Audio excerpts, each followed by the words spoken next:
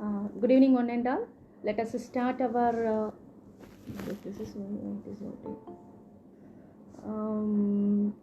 Let us start our webinar series with the blessings of God Almighty.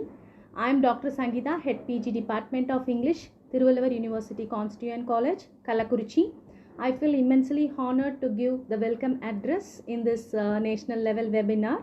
At the outset, it gives me I feel proud to thank our Honorable Vice Chancellor Ma'am, Professor Thamari Chelvi, and our respected Registrar Dr. Shayed Safi Sir, our Constituent College's Director Dr. Dandapani Sir, and all the authorities of our university for their encouragement to conduct such webinar series during this pandemic period.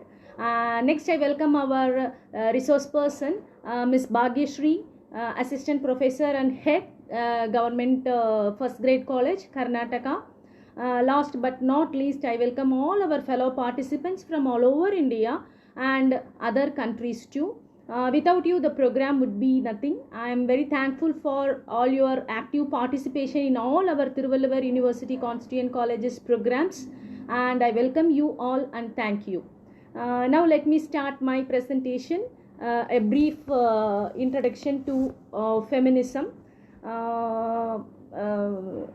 Okay, is it okay? So the term feminism can be used to describe a political, cultural, or economic movement aimed at establishing equal rights and legal protection for women. Feminism involves political and sociological theories and philosophies concerned with issues of gender difference, as well as a movement that advocates gender equality for women and campaigns for women's rights and interests. Although the terms feminism and feminist did not gain widespread use until the 1970s, they were already being used in the public parlance much earlier. For instance, Catherine Hepburn speaks of the feminist movement in the 1942 film Woman of the Year.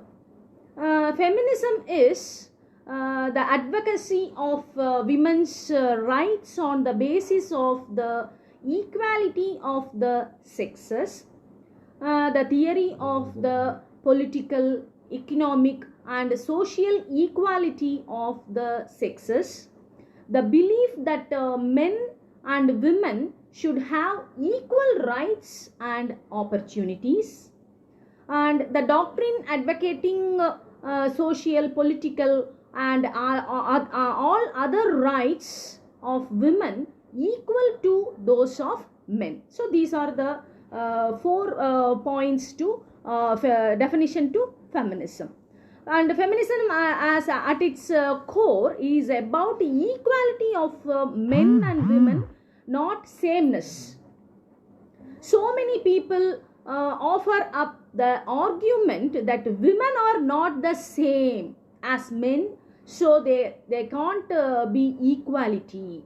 In other words, because of their bodies are different, many say weaker and smaller, and because men and women have different physical capabilities, these physical differences mean equality is not possible.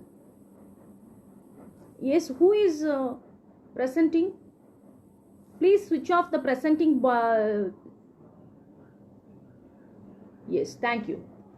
So throughout most of the Western history, women are confined to the domestic sphere, while public life was reserved for men. In medieval Europe, women were denied the right to own property, to study, or to participate in public life and all. At the end of the 19th century in France, they were still compelled to cover their heads in public, and in parts of Germany, a husband still had the right to sell his wife. Even as late as the early 20th century, women could neither vote nor hold elective office in Europe, and in most of the United States, where several territories and states granted women's suffrage long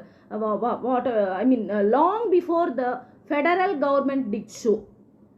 Women were prevented from conducting business without a male representative, be it father, brother, husband, legal agent, or even son.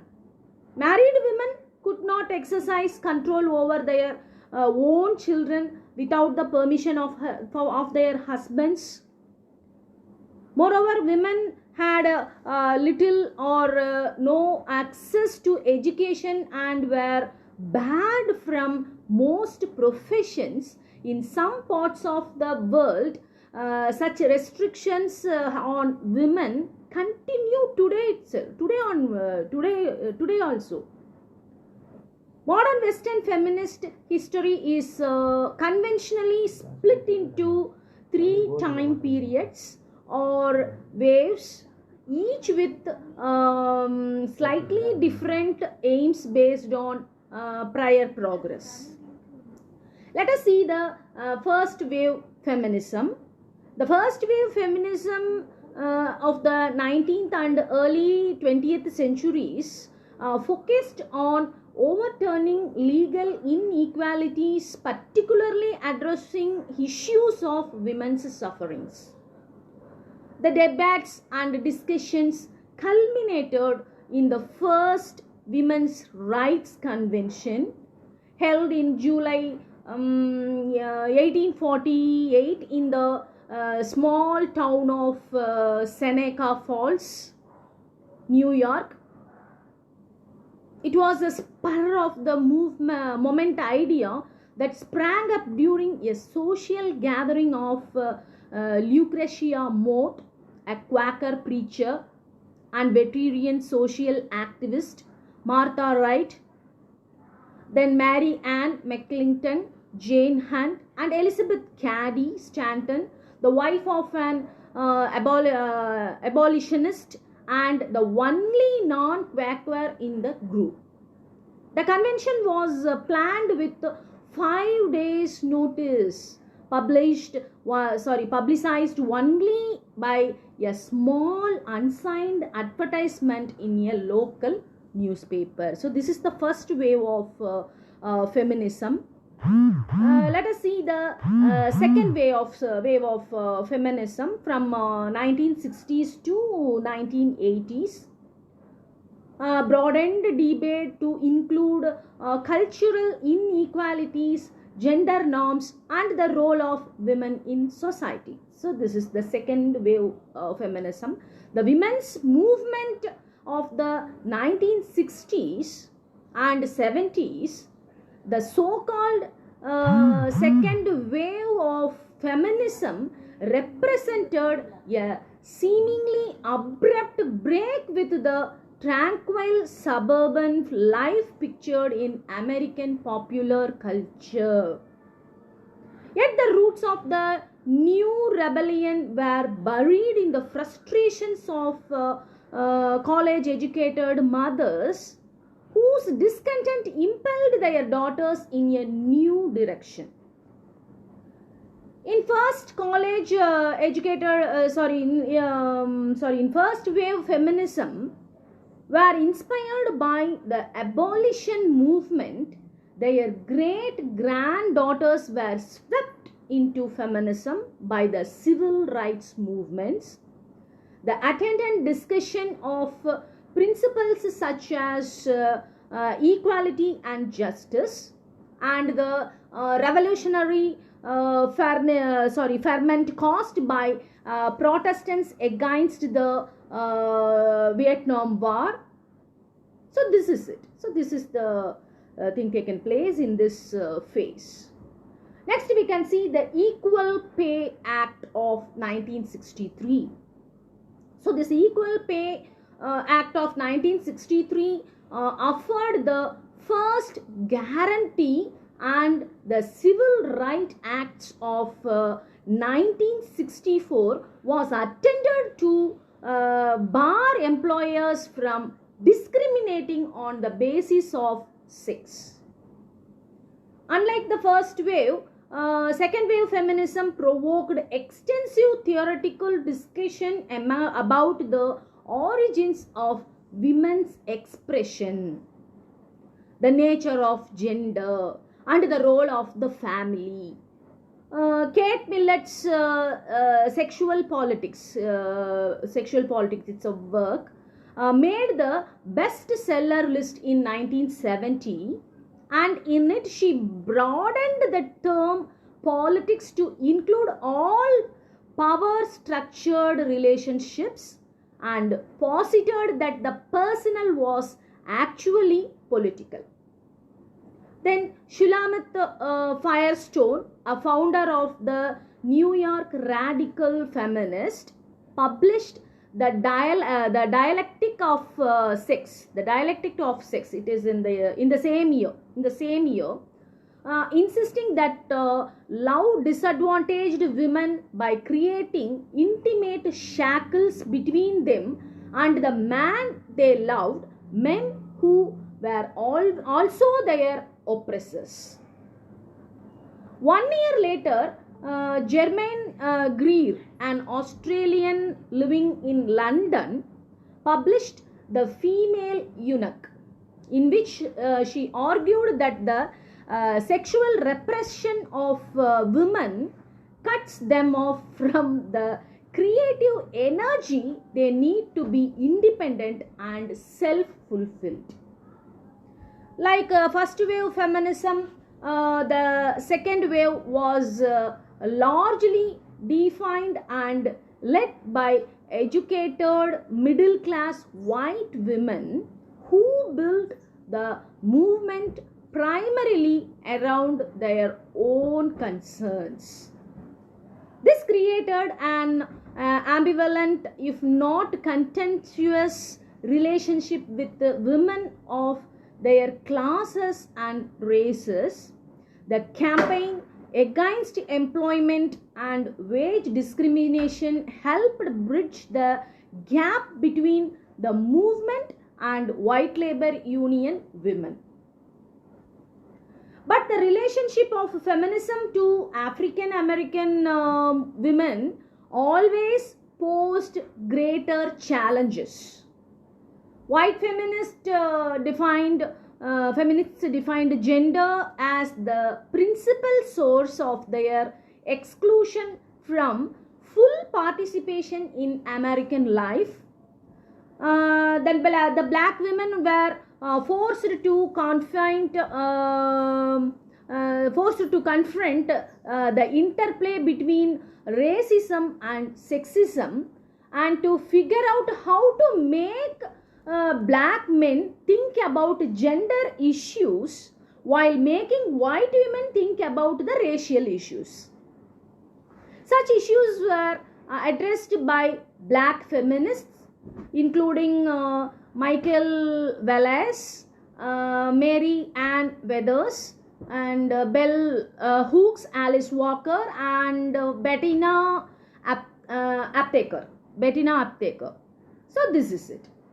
Next we pass on to the third wave feminism. The third wave feminism, it has taken place between 1990s to 2000s. It refers to diverse strains of feminist activity seen by third waves themselves, the third wavers themselves, both as a continuation of the second wave and as a response to perceived failures. The third wave of feminism emerged in the middle of 1990s, and it was led by so-called generationers who born in the 1990s and 1970s in the developed world came of age in a media saturated and culturally and economically diverse milieu. Although they benefited significantly from the legal rights and protections that had been obtained by first and second wave feminists. They also critiqued the positions and what they felt was unfinished work of second wave feminism.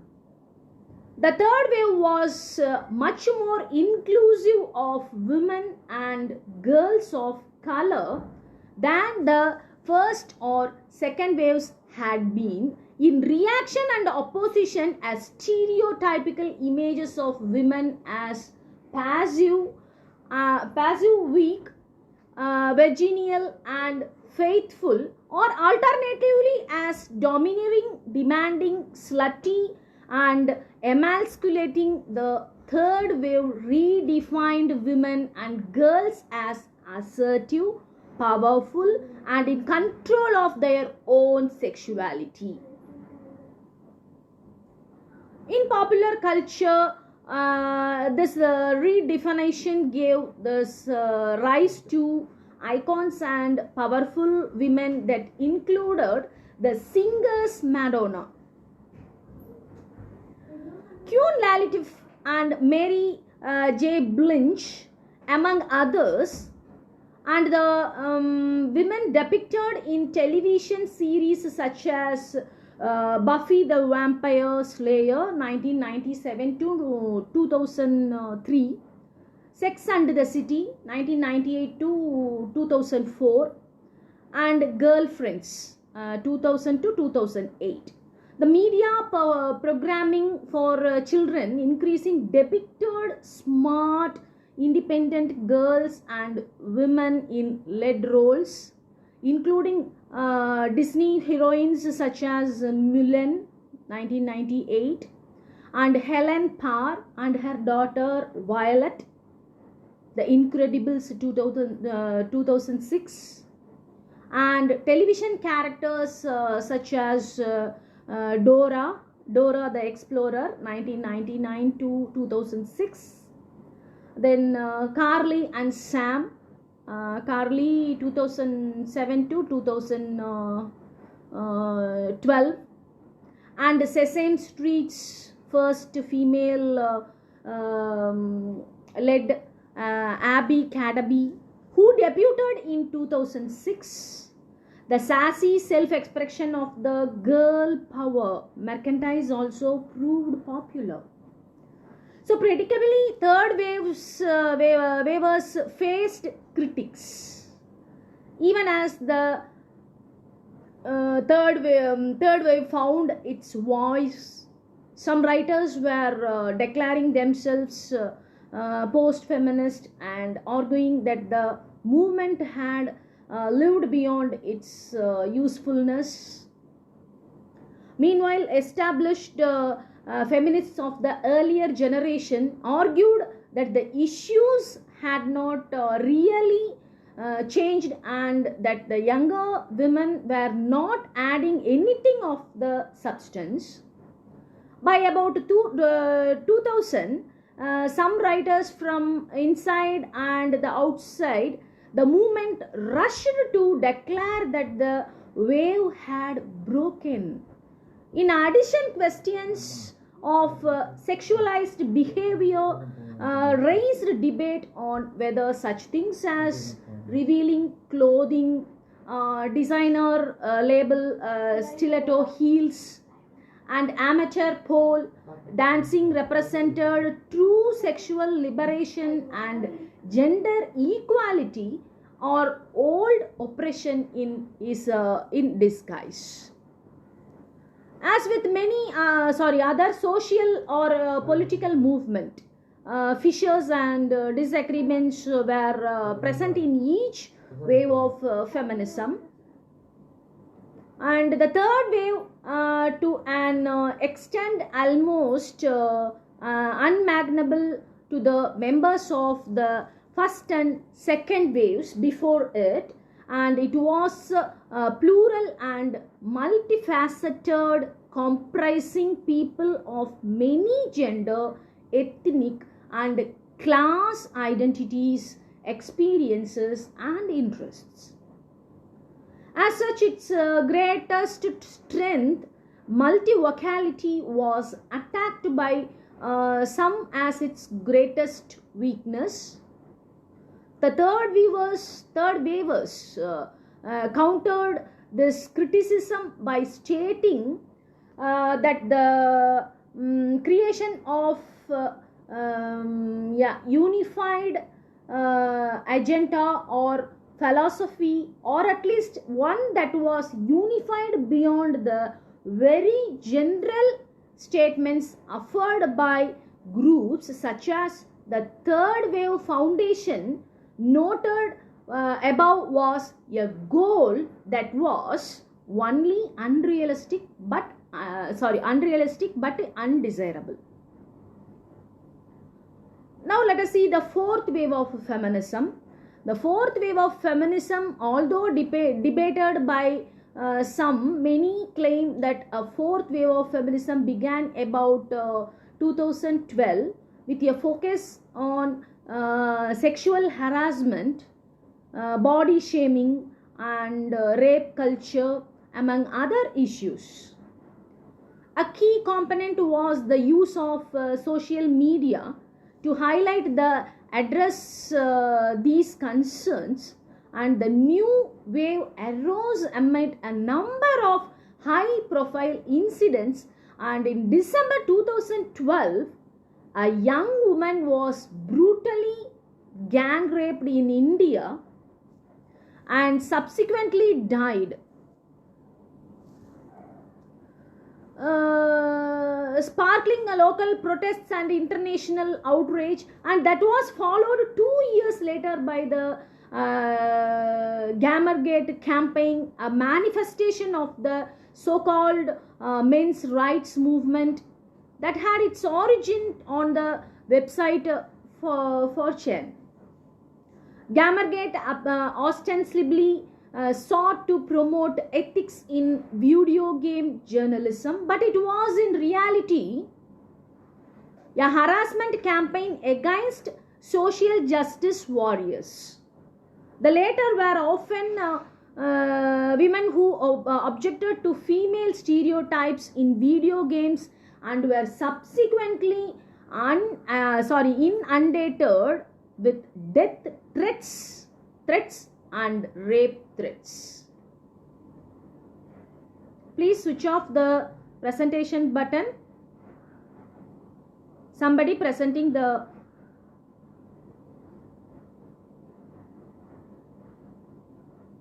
yes. And against these background came Donald Trump's defeat of Hillary Clinton in the US presidential election in 2016.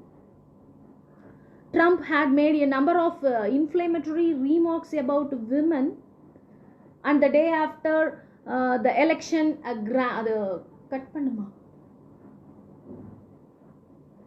just cut it. Who is presenting the?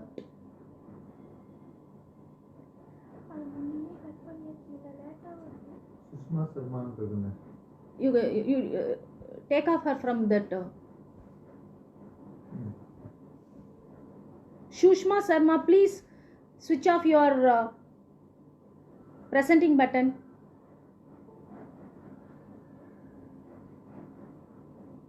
Please don't disturb while the class is going. Please.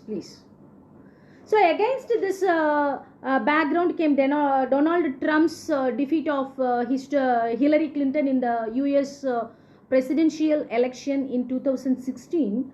Trump had made a number of inflammatory remarks about women, and the day after the election, a grandmother went on Facebook to propose a march on Washington, D.C.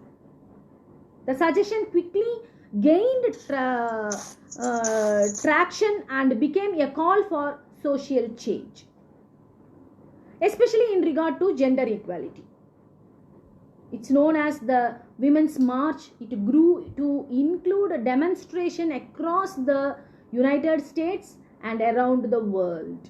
The protests took place on January 21st, 2017, the day of after Trump's inauguration, and as many as 4.6 million people attended the various events in the United States, making the Women's March perhaps the largest single day demonstration in that country's history.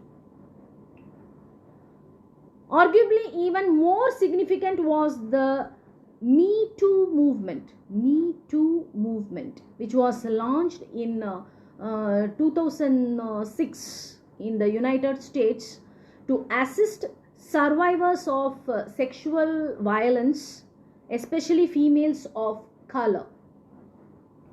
The campaign gained widespread attention beginning in 2017 after it was revealed that film mohel Harvey Weinstein had for years sexually harassed and assaulted women in the industry with impunity. Victims of sexual harassment or assault around the world and of all ethnicities began sharing their experiences on social media using the hashtag #MeToo. The movement grew over the coming months to bring condemnation of dozens of powerful men in politics, business, entertainment, and the news media. So this is it. So this is the brief introduction to feminism.